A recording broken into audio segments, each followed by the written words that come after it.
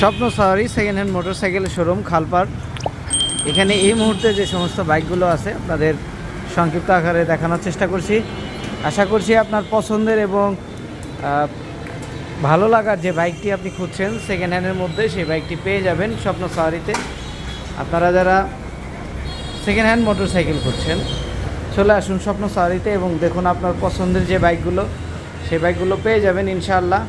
এবং প্রত্যেকটা বাইকে একদম নতুনের মতো কন্ডিশনের এবং বরাবরই আপনাদের